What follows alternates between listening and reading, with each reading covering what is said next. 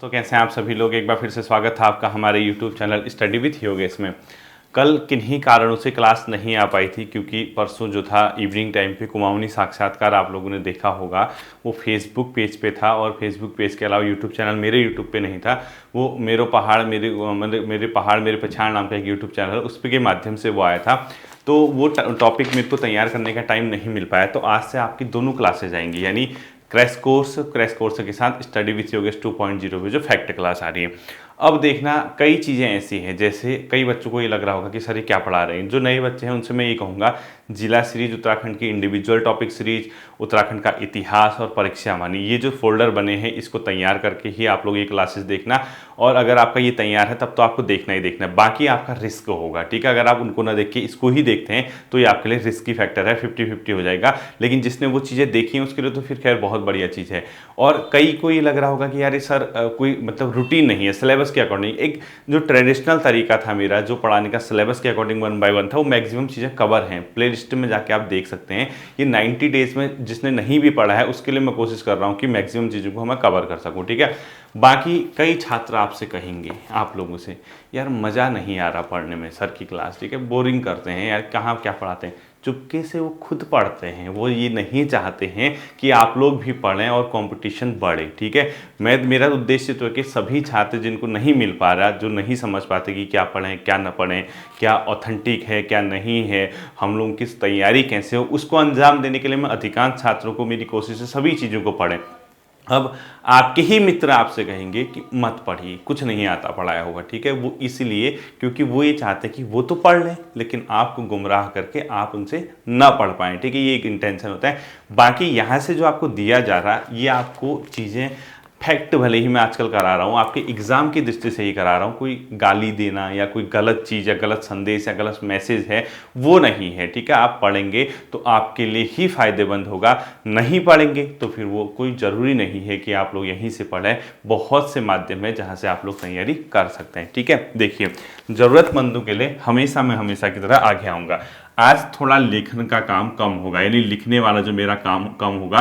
क्योंकि आज मैं मार्कर की इंक खत्म हो गई थी, यानी वो इंक लाना मैं भूल गया था, तो मैं लिखूंगा कम, समझ जाना। ठीक है, बोलूंगा ज़्यादा। पहला क्वेश्चन लिखो, चंद समय में अल्मोड़ा किस नाम से जाना जाता था। चंद समय में अल्मोड़ा किस नाम से भी जाना जाता था? राजापुर, राजापुरा या राजापुर। ठीक है, चंद के समय में अल्मोड़ा किस नाम से जाना जाता था? राजापुर। क्वेश्चन खुद लिख लेना बच्चों, क्योंकि ऐसा है ना, लिखने में अगर मैं ये यूज करूंगा तो ये एंड हो जाएगा, फिर आपको बहुत बेकार दिखेगा, कुछ दिखेगा ही नहीं। राजापुर नाम से जाना जाता था चंद समय में अल्मोड़ा, पहला क्वेश्चन हो गया। ठीक है, सेकंड क्वेश्चन लिखो, कुमाऊं को ब्रिटिश ने एक जिले के रूप में कब बनाया था? कुमाऊं को ब्रिटिश ने जिले के रूप में कब, कुमाऊं जिला कब बना था? 1815 में। सभी लोग जानते होंगे क्योंकि जब गोरखों को यहाँ से अंग्रेजों ने खदेड़ा था, तो जब सुगौली की संधि हुई थी उसके बाद कुमाऊं को ब्रिटिश ने एक जिले के रूप में स्थापित किया था। उस समय ये टिहरी वगैरह छोड़ के लगभग समग्र हिस्सा इसी का पार्ट था। बाद में आप लोगों ने देखा होगा पौड़ी को अलग मुख्यालय बनाया गया था 1839-40 के समथिंग। उसके बाद अल्मोड़ा 1891 आसपास जो इसको डिवाइड करके एक सेपरेट जिला कुमाऊं मतलब बनाया गया था, वो सब आप लोग जानते हैं। ठीक है, उतना मैं बाद में बता दूंगा जब आऊंगा। तो कुमाऊं को एक पृथक जिले के रूप में ब्रिटिश द्वारा सर्वप्रथम कब बनाया गया था? 1815 में। नेक्स्ट क्वेश्चन लिखना है आपको, मोस्ट इंपोर्टेंट, सुगौली की संधि कब हुई थी? सुगौली की संधि कब हुई थी? ठीक है, सुगौली की संधि या सिंगौली की संधि जो भी आता है, जो जैसा भी आपके पेपर में आएगा, सुगौली या सिंगौली की संधि कब हुई थी? 1816 में। 1815 में पहले संधि हुई थी, एग्रीमेंट मार्च 1816 में उसने एक्सेप्ट किया था। और क्वेश्चन ये पूछता है सुगौली की संधि किसके मध्य हुई थी? अंग्रेज प्लस गोरखा। अब आप ये मत कहना सर ये तो हमें आता ही, आप क्या पढ़ा रहे हो, ये 90 डेज की क्लास है बच्चों। पेपर हमेशा ऐसा नहीं कि आपके लिए बहुत हाई फाई लेवल का बनेगा, हमेशा टफ लेवल का पेपर बनेगा, ऐसा नहीं होता है। पेपर तो एक बैलेंस होता है, उसमें इजी क्वेश्चन भी होता है, उसमें टफ क्वेश्चन भी होता है। ठीक है, नेक्स्ट क्वेश्चन आपने लिखना है, गोरखों को कुमाऊं विजय में सहयोग करने वाला व्यक्ति कौन था? गोरखों को कुमाऊं विजय करने में सहयोग किसने किया था? हर्षदेव जोशी ने। गोरखों को कुमाऊं विजय करने में सहयोग किसने किया था, या गोरखों द्वारा जब कुमाऊं विजय किया गया था उसमें सहयोग किसके द्वारा किया गया था? हर्षदेव जोशी उसका आंसर है। ठीक है, इसको कुमाऊं का विभीषण या घर का वेदी भी लंका ढाबे वाली जो बात है उसको ये भी कहा जाता है। ठीक है, हर्षदेव जोशी, इसने गोरखों की मदद की थी कि ये इस इलाके को, कुमाऊं के इलाके को यहाँ पर जीत सकें। नेक्स्ट क्वेश्चन लिखना है आपने, कुमाऊं नामक प्रसिद्ध पुस्तक किसके द्वारा लिखी गई है? कुमाऊं नामक प्रसिद्ध पुस्तक कुमाऊं पुस्तक किसके द्वारा लिखी गई है? राहुल सांकृत्यायन, लिख लो।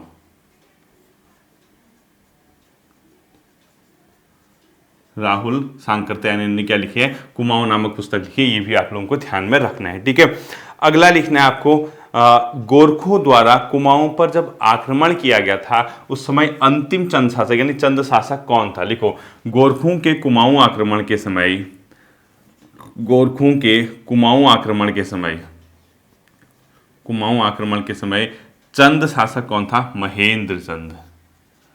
कौन था? महेंद्र चंद। गोरखों ने जब कुमाऊं पर आक्रमण किया था उस समय शासक कौन था? अपने आप में महेंद्र चंद था, ठीक है।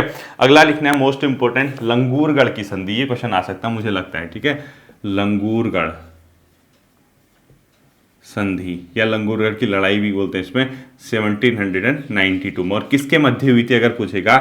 गोरखा प्लस गढ़वाल, यानी गढ़वाल शासक प्लस गढ़वाल के पंवार शासक प्लस गोरखा के मध्य क्या हुई थी बच्चों? अपने आप में लंगूरगढ़ की संधि हुई थी। और उस समय जो इसका नेतृत्व कर रहा था प्रद्युम्न शाह कर रहा था। अगर लंगूरगढ़ में गढ़वाल के शासक का नाम पूछेगा, प्रद्युम्न शाह, प्रद्युम्न शाह ने क्या किया था यहाँ पर? इसका नेतृत्व किया था। तो क्वेश्चन इस तरीके से भी पूछा जा सकता है, लंगूरगढ़ की संधि के समय गढ़वाल का जो नरेश था वो कौन था? उस समय प्रद्युम्न शाह आपके दिमाग पे आंसर आना चाहिए, ठीक है। ये क्वेश्चन आ सकता है पेपर में। अगला क्वेश्चन लिखना है आपको, गोरख्याणी किस चीज को संबोधित करता है? गोरखाओं का शासन ही यहाँ पर गोरख्याणी कहलाता था, ठीक है। गोरख्याणी, गोरखाओं का क्रूर शासन लिख दो। गोरखा शासन को क्या बोला जाता था? गोरख्याणी बोला जाता था उत्तराखंड में, ठीक है। गोरखा शासन के लिए टर्मिनोलॉजी यूज आई। अब जैसे कोई नए बच्चे हैं उनको पता नहीं चलता गोरख्याणी क्या है, कोई पुस्तक मारेगा, कोई टैक्स ले आएगा, कोई गोरखा शासन, इस तरीके से क्वेश्चन आता है, ठीक है। नेक्स्ट है आपको एक इंपॉर्टेंट क्वेश्चन और बताता हूँ, खुड़बुड़ा का युद्ध। ये तो बहुत बार मैं बता चुका हूँ, ये अभी भी बता रहा हूँ, ठीक है। खुड़बुड़ा युद्ध, इसकी डेट याद रखना है। क्या याद रखना है आपको? डेट याद रखना है, ठीक है। 14 मई 1804 को, 14 मई 1804 यानी 14 मई 1804 को। और किसके मध्य हुआ था? गोरखा प्लस प्रद्युम्न शाह, ठीक है। अंतिम जो ये संयुक्त गढ़वाल का जो अंतिम शासक था प्रद्युम्न शाह के बीच, ठीक। और इसमें किसकी मृत्यु हुई थी? प्रद्युम्न शाह इसमें मारा गया था। इसमें मृत्यु लिख दो नीचे, प्रद्युम्न शाह की इसमें क्या हो गई थी? मृत्यु हो गई थी। तो गोरखा प्लस किसके मध्य हुआ था अपने आप में? ये प्रद्युम्न शाह के बीच 14 मई 1807 को खुड़बुड़ा का युद्ध। इसी युद्ध के बाद गोरखों ने गढ़वाल पर कब्जा किया। तो नीचे लिखो, इसी युद्ध के बाद गढ़वाल पर गोरखों का कब्जा हुआ था। गढ़वाल पर कब्जा हुआ था किसका? गोरखों का हुआ था। ये इसी युद्ध के बाद। कौन सा युद्ध था? खुड़बुड़ा का युद्ध था। अगला क्वेश्चन लिखना आपको, संपूर्ण उत्तराखंड पर गोरखा शासन कब स्थापित हुआ? संपूर्ण उत्तराखंड पर गोरखा शासन, संपूर्ण यूके पर गोरखा शासन जो आता है वो मत लिखना है, ठीक है। 90 डेज का क्रैश कोर्स है, तो मैं चाहता हूँ कि मैक्सिमम क्वेश्चन यहीं से आए। 1804 में जो आता है वो रिवाइज के तौर पे लिखना, क्योंकि 1790 पे कुमाऊं पे गोरखों ने शासन किया। उसके बाद 1791 पे गोरखों ने पहली बार गढ़वाल पर अटैक किया। और 1804 में जब खुड़बुड़ा के युद्ध में प्रद्युम्न शाह की पराजय हुई, उसके बाद गोरखों का शासन गढ़वाल पर विस्थापित हो गया।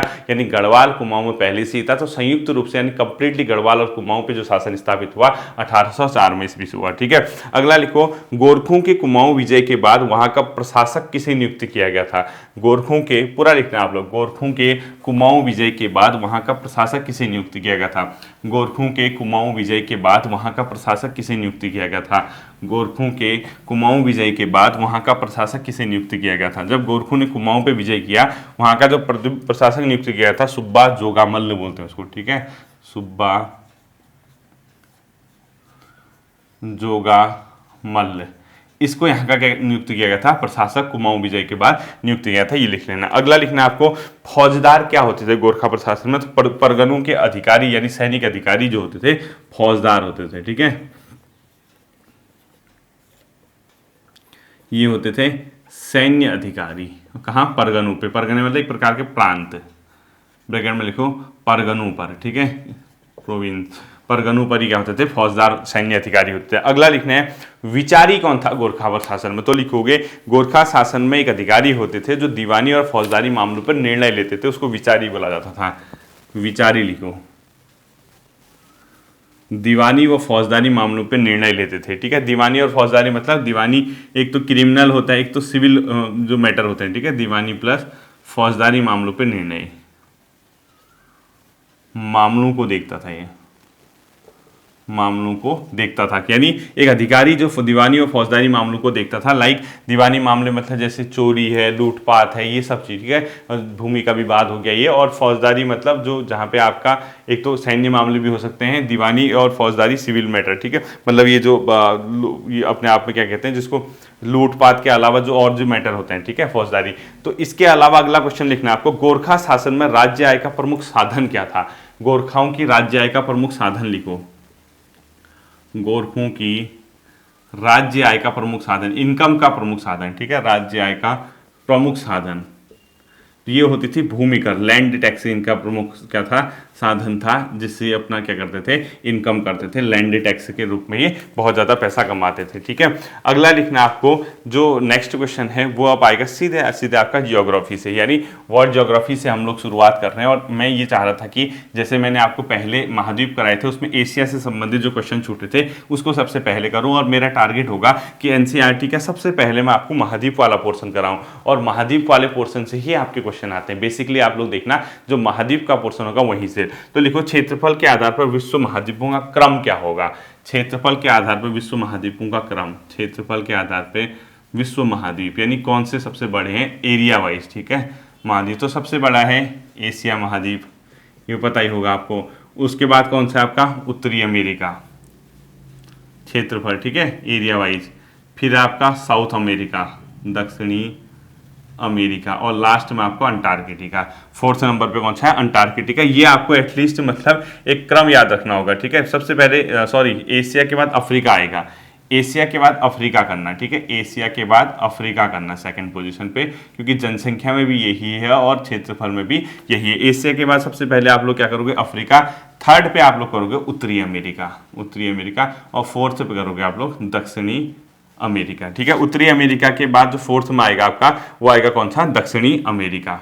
ये है। ठीक है, ये किसके आधार पे है? क्षेत्रफल और जनसंख्या के आधार पर। अगर आपसे पूछता है, ये सजाने को आ सकता है क्रम, जैसे आपसे पूछेगा कि जनसंख्या के आधार पर सही सीरीज कौन सी है, तो जनसंख्या के आधार पर भी पहले के दो यही हैं।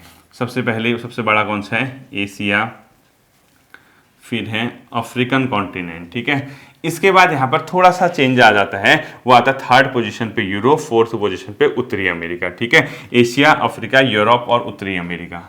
यूरोप, यहाँ पर चेंज है उत्तरी अमेरिका, यानी जहाँ पर आप लोग ये उत्तरी अमेरिका को एक स्थान पीछे डाल के क्या कर लोगे, उसको यूरोप को उससे आगे ले आओगे। ठीक है, ये चार हैं स्टार्टिंग के जो जनसंख्या के आधार पर, तो चार ही आपको टॉप मोस्ट क्या रखने हैं? दिमाग में रखने हैं। अगला लिखो, पामीर ग्रंथि जो है वो किस भाग पे पाई जाती है विश्व की? ग्रंथि मतलब जहां पर जॉइंट, एक प्रकार से जहां पर दो पर्वत श्रृंखलाओं का मिलन होता है, उस पॉइंट को ग्रंथि बोलते हैं। तो पामीर ग्रंथि सुना होगा आपने, पामीर ग्रंथि। ठीक है, ये किस स्थान पर है अपने आप में? ये एशिया में है, और एशिया महाद्वीप के कौन से भाग में है देखना? दक्षिण मध्य एशिया, यानी साउथ मिडिल एशिया में पड़ता है। ठीक है, साउथ मिडिल एशिया, दक्षिण मध्य एशिया का मतलब हुआ, जब आप मैप को देखोगे उसमें देखना साउथ जैसे एशिया मैप है ये। ठीक है, उसका दक्षिण मतलब ये, उसका मिडिल मतलब ये, कहीं इस पोर्शन पे होगा। ये पामीर जो अपने आप में ग्रंथि पाई जाती है, वो चेक कर लेना कौन सी जगह पे है। ठीक है, अगला क्वेश्चन आपने ये लिखना है, ये संसार की सबसे गहरी झील कौन सी है? बैकाल झील, जो कि साइबेरिया में पाई जाती है। लिखो, संसार की सबसे गहरी झील कहाँ पाई जाती है? बैकाल झील। ठीक है, और ये कहाँ पर है? साइबेरिया। साइबेरिया मतलब है रशिया वाले इलाके में। ठीक है, साइबेरिया का जो मैदान है वहां ही पाई जाती है बैकाल, संसार की सबसे गहरी झील अपने आप में है। अगला लिखना है आपको, तीन नदियों के नाम बताऊंगा, ओब, येनेसी और लीना। ये तीन के नदियां बहती हैं साइबेरिया के मैदान पे। तो अगला लिखो, ओब, सब एनसीईआरटी। ठीक है, इसके अलावा येनेसी व लीना, ये तीन के तीन नामक नदियां कहाँ बहती हैं? लीना, ये तीन की तीन नामक नदियां बहती है साइबेरिया के मैदान में। ओब, येनिसी और लीना कहाँ बहती हैं? साइबेरिया के मैदान पे, साइबेरिया के मैदान में ये तीन की तीन नदियां अपने आप में क्या होती है? फ्लो होती हैं। ये ध्यान में अपने आप में आपको रखना है। ठीक है, अगला लिखना आपको, एक इंपॉर्टेंट क्वेश्चन है, माउंट आराराट ग्रंथि ये जो है ग्रंथि मतलब दो पर्वतों का मिलन बिंदु, ठीक है। तो माउंट अराराट ग्रंथि जो है वो किस किस पर्वत बिंदुओं का ग्रंथि है, मिलन बिंदु है, इसका नाम है एल्बुर्ज पर्वत और जैग्रोस पर्वत, इन दोनों के बीच है, ठीक है। तो लिखो माउंट अराराट ग्रंथि, माउंट अराराट ग्रंथि ये किस किस के मध्य है, किस किस को किसकी ग्रंथि बिंदु है, जॉइंट। तो आपको इसमें लिखना है अल्बुर्ज व जैग्रोस पर्वत, अल्बुर्ज प्लस जैग्रोस पर्वत, इसके मध्य के है अपने आप में माउंट अराराट ग्रंथि अपने आप में पाई जाती है, ठीक है। नेक्स्ट क्वेश्चन लिखना है आपको K2 जो है किस पर्वत श्रृंखला का हिस्सा है, तो काराकोरम श्रृंखला में, ठीक है। लिखो K2 जो गांडवीन आस्टीन बोलते हैं, डैश कर लिखो काराकोरम श्रेणी का हिस्सा, हिमालय का नहीं है, काराकोरम श्रेणी का हिस्सा है, ठीक है। ये क्वेश्चन मिलाने को आता है कि K2 जो है विश्व की सेकंड लार्जेस्ट जो पीक चोटी है वो किसका हिस्सा है, काराकोरम श्रृंखला का सेकंड हाईएस्ट है, ठीक है। अब एक क्वेश्चन बहुत इंपॉर्टेंट बताऊंगा मैं आपको, जहां से आपका क्वेश्चन आता है। एशिया में देखिए अलग अलग प्रकार की वनस्पतियां पाई जाती हैं, ठीक है। इन वनस्पतियों का जो क्रम होगा उत्तर से दक्षिण की ओर कौन सा होगा, इस तरीके से क्वेश्चन अगर पूछेगा तो ध्यान रखना। तो देखो एशिया की वनस्पतियां, एशिया की वनस्पतियां, ठीक है। होपफुली अभी आपको दिख पा रहा होगा क्योंकि ये मार्कर अब धीरे धीरे डिम होने लग गया। तो इसमें 3 प्रकार की जो मेन वनस्पति है इनका जो क्रम है, सबसे ऊपर पाई जाती है बच्चों टुंड्रा वनस्पति, टुंड्रा के नीचे पाई जाएगी टैगा, और टैगा के नीचे पाई जाएगी स्टेपीज। ये बहुत इंपॉर्टेंट है, स्टेपीज घास के मैदान है, ठीक है। स्टेपीज घास के क्या है मैदान, और इनका जो एक क्रम है एशिया की वनस्पतियों का, जो ये क्रम है अपने आप में नॉर्थ टू साउथ है, यानी ये क्या है उत्तर से दक्षिण की ओर मैंने लिखा है। यानी सबसे उत्तरी भागों में अगर आप देखोगे एशिया में टुंड्रा वनस्पति, उससे थोड़ा नीचे आओगे टैगा वनस्पति, उससे नीचे आओगे स्टेपीज घास के मैदान। जैसे एशिया महाद्वीप के यहाँ सपोज टुंड्रा है, इससे नीचे टैगा पाया जाएगा और इससे नीचे स्टेपीज घास के मैदान पाए जाएंगे इन इलाकों में। और यहाँ से क्वेश्चन आ सकता है, बहुत इंपॉर्टेंट है। और यही जो टुंड्रा वनस्पति यहाँ का एक प्रमुख पशु है, उसको रेंडियर बोलते हैं, ठीक है। यहाँ का प्रमुख पशु लिखो रेंडियर, प्रमुख क्या है यहाँ का पशु है, जानवर है, ठीक है। रेंडियर कहाँ पाया जाता है, किन टुंड्रा। और जो टैगा वनस्पतियां हैं ये एक प्रकार के शंकुधारी वन है, ये ध्यान रखना।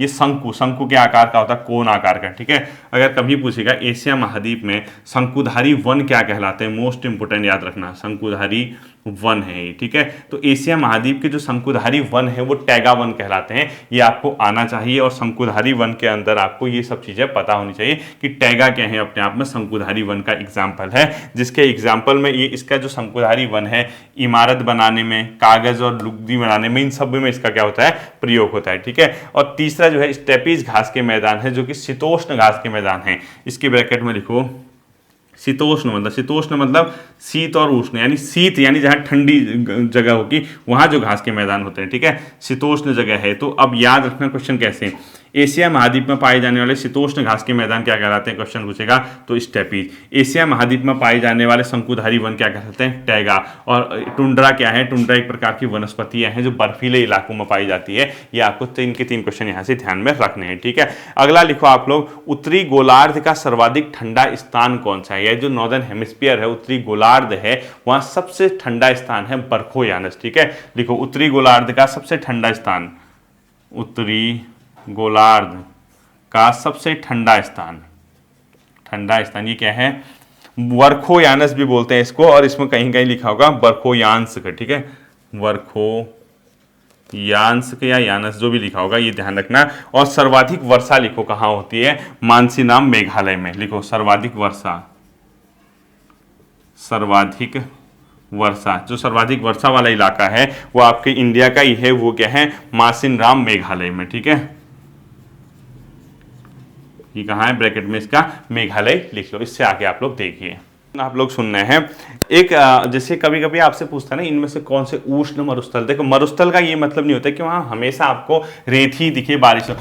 मरुस्थल ऐसे इलाके हैं जहाँ पे ये प्राकृतिक वनस्पति या रिहाइश के लिए नहीं होता, वर्षा की बहुत कम मात्रा होती है। जो आपका लद्दाख भी है वो भी अपने आप में मरुस्थल का एग्जाम्पल, लेकिन वो शीत मरुस्थल है, यानी ठंडा मरुस्थल जिसको आप कहोगे, ठीक है। जरूरी नहीं है कि मरुस्थल आपका गर्म ही हो। तो आप लोग याद रखना है उष्ण मरुस्थल के एग्जाम्पल एशिया में जो है, देखो अरब का मरुस्थल प्लस थार का मरुस्थल, ये अपने आप में दो के दो क्या हैं बच्चों, उष्ण मरुस्थल के एग्जाम्पल है। ध्यान रखना, अगर कभी पूछेगा कि कौन सा उष्ण मरुस्थल है या गर्म मरुस्थल है या कौन सा ठंडा है। और इसी प्रकार से शीत मरुस्थल के एग्जाम्पल है यहाँ पे गोबी और तिब्बत का मरुस्थल।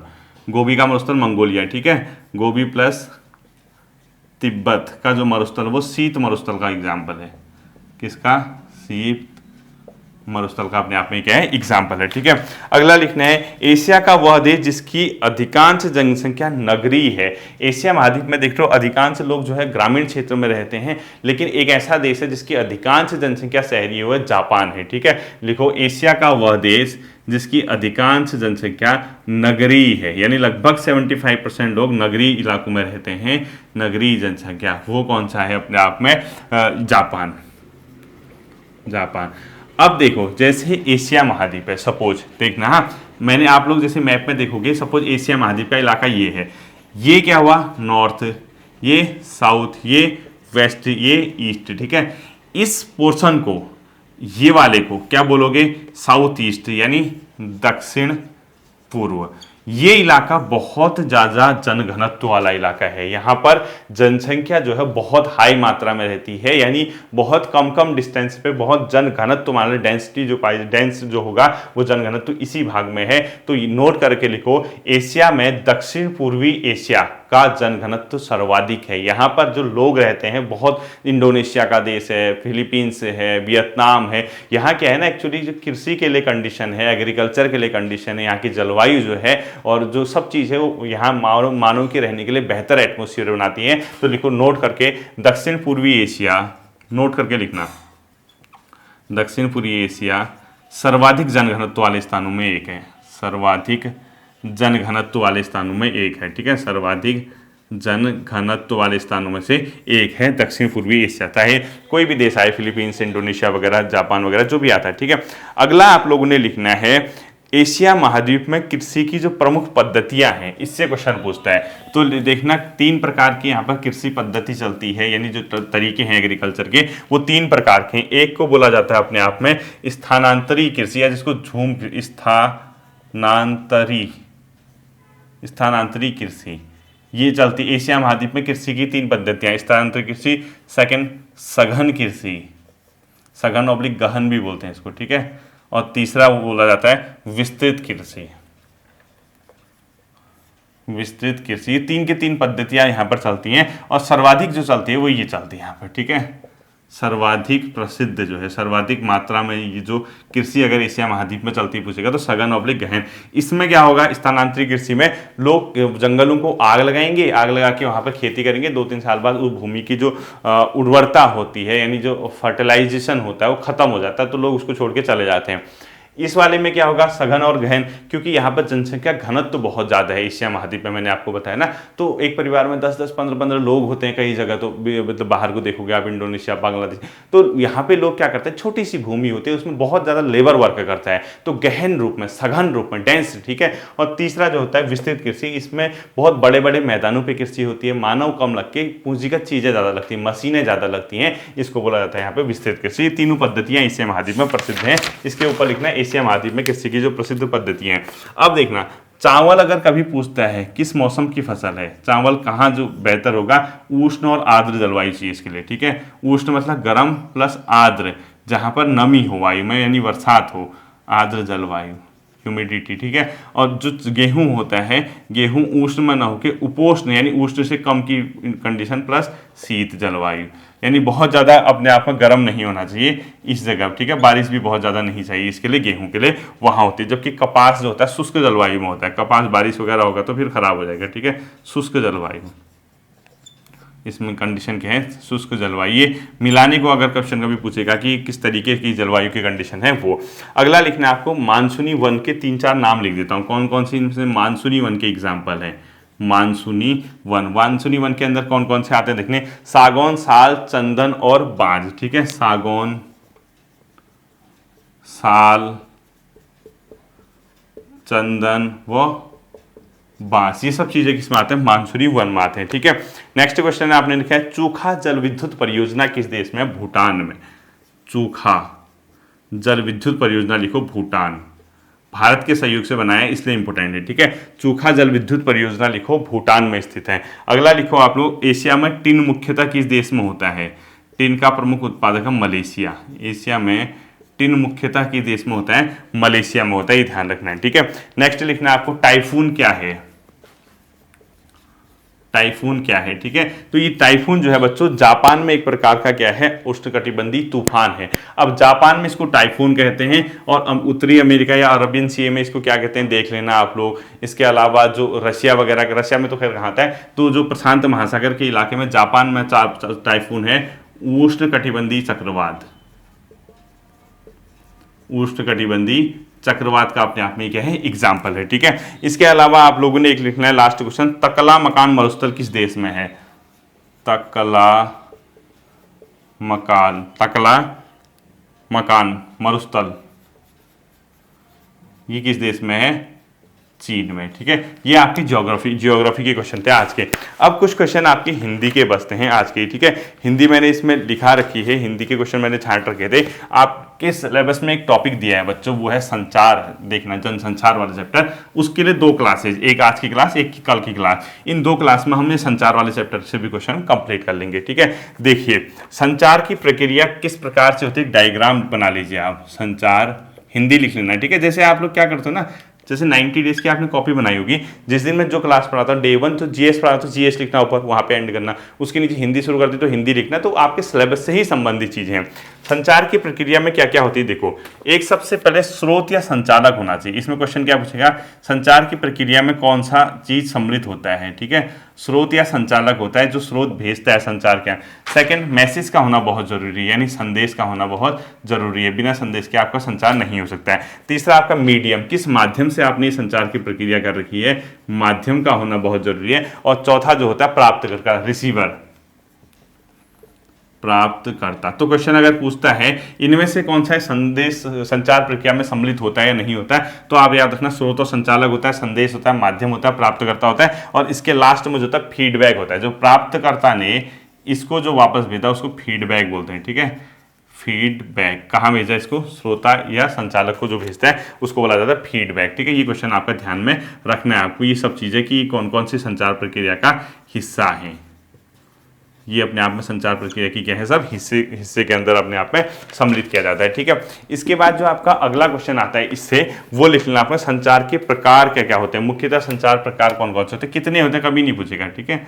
संचार के प्रकार, ठीक है, कितने होते हैं वाले क्वेश्चन नहीं बनता है, कई तरीके के हो सकते हैं। संचार प्रकार में एक तो बच्चों देखो क्या होता है, संचारक को प्राप्तकर्ता एक ही जब होता है उसको अंतः वैयक्तिक बोलते हैं, इंट्रा पर्सनल, मोस्ट इंपोर्टेंट लिखना। एक तो होता है अंतः वैयक्तिक, इंट्रा पर्सनल लिख देना, क्या लिखोगे ब्रैकेट में, इंट्रा पर्सनल, ठीक है। संचार अंतः वैयक्तिक, यानी जब इंसान खुद से ही अपने आप में बातें करता है, मन में सोचता है, शीशे के आगे जाके इशारे हाव भाव, यानी खुद से ही करेगा।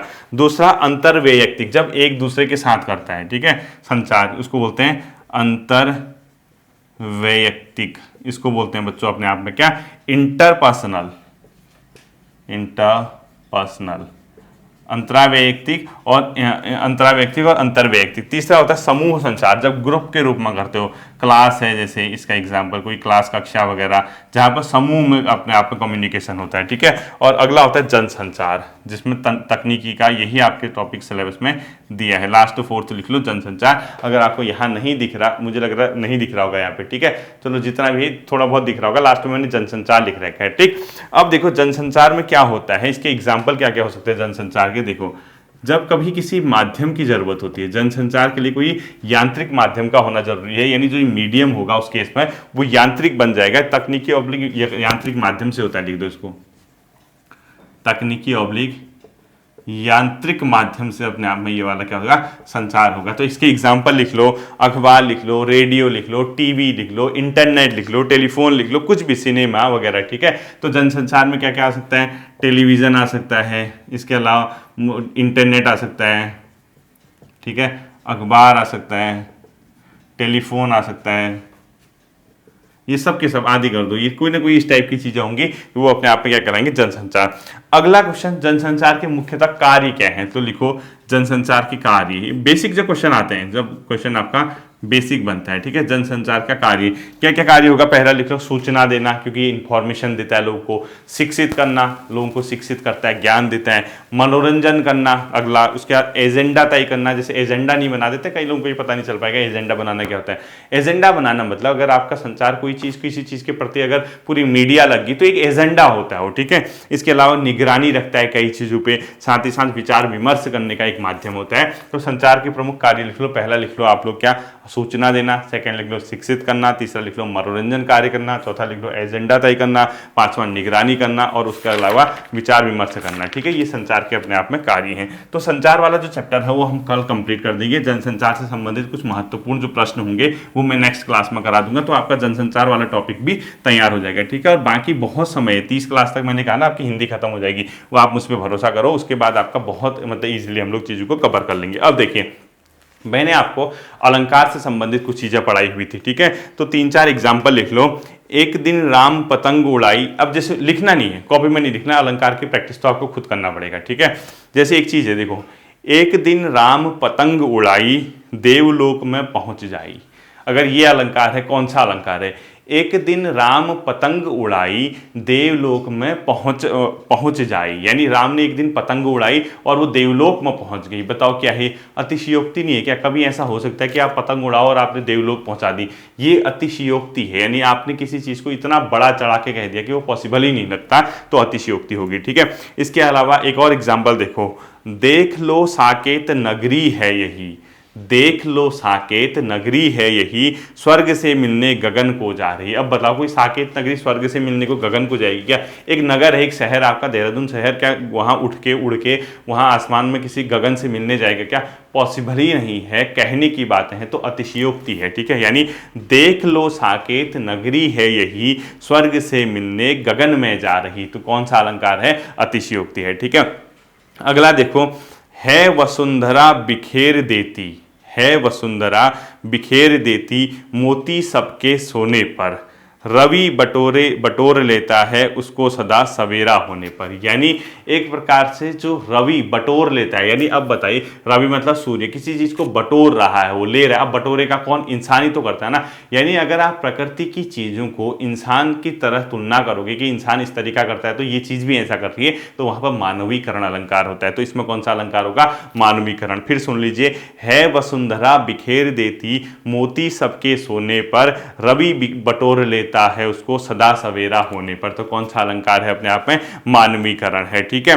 अगला देखो, हर्षाया ताल लाया पानी परात भर के, यानी हर्षाया ताल जो है पानी को परात में भर के लाया। कोई प्राकृतिक चीज ला सकती है क्या पानी को किसी परात में भर के? तो वो कह रहा है कि वो लेके आया, तो ऐसा काम तो इंसान ही करता है, तो यहां पर कौन सा अलंकार हो गया? मानवीकरण। यानी हर्षाया ताल लाया पानी परात भर के, अगर ऐसा आ गया तो मानवीकरण, ठीक है। अगला देखो, आए महंत बसंत, आए महंत बसंत में कौन सा अलंकार है?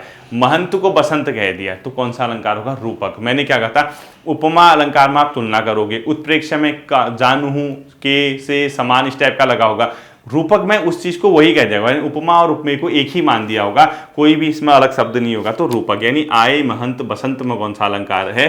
रूपक अलंकार। इसके अलावा देखो, सेवक सचिव सुमंत बुलाए, सेवक सचिव सुमंत बुलाए, सवर्ण की क्या हो रही है? बार बार आवर्ती हो रही है, यानी अपने आप में कौन सा अलंकार है? अनुप्रास अलंकार अपने आप में होगा, ठीक है। अगला सुनना, मेघ आए बड़े बन ठन के संवर के। अब बताओ, मेघ आए यानी बादल आए, बड़े बन ठनकर संवर के, यानी बहुत ज्यादा बन ठन कर और संवर के आ रहे हैं, तो संवर के तो इंसान आ सकता है, क्या बादल आ सकता है? नहीं, तो बादल के आने की बात कर रहा है, जैसे इंसान आया हो, तो मानवीकरण अलंकार ही अपने आप में होगा, ठीक है। अगला देखो, मखमली पेटियों सी लटकी, यानी जो मखमली पेटियां होती उसकी तरह लटकी है, यानी सी लटकी से लटका, तो उपमा अलंकार हो गया, ठीक है। यानी किसी चीज की तुलना किसी चीज से की है। और अंतिम क्वेश्चन सुनना, जो नत हुआ वह मृत हुआ, ज्यों वृत्त से झरकर कुसुम, उत्प्रेक्षा अलंकार है। ये समझ में नहीं आएगा, मैं कल इसको समझा दूंगा एक बार, क्योंकि अभी टाइम भी बहुत ज़्यादा हो गया, फिर ऑफिस वगैरह के लिए लेट हो जाता है, तो आपको इतना चीज़ें आपको ध्यान से समझना है, ठीक है। अब देखना बच्चों,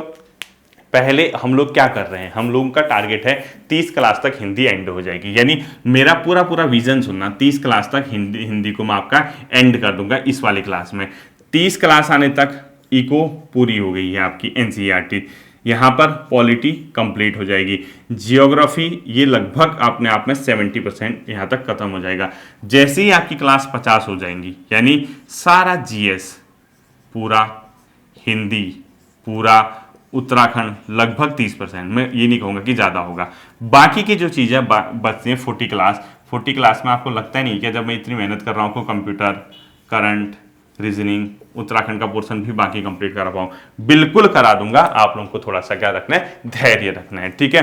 होपफुली चीज़ें आप लोगों के काम आ रही होंगी, आप इस पे काम कर रहे होगे, वर्क कर रहे होगे, अच्छे से आप लोग इसको तैयार कर लेना, फिर हम लोग इसमें आगे की क्लास देखेंगे। अपना आप लोग सभी लोग ध्यान रखिए, फिर मिलते हैं अगले सेशन पे। Thank you.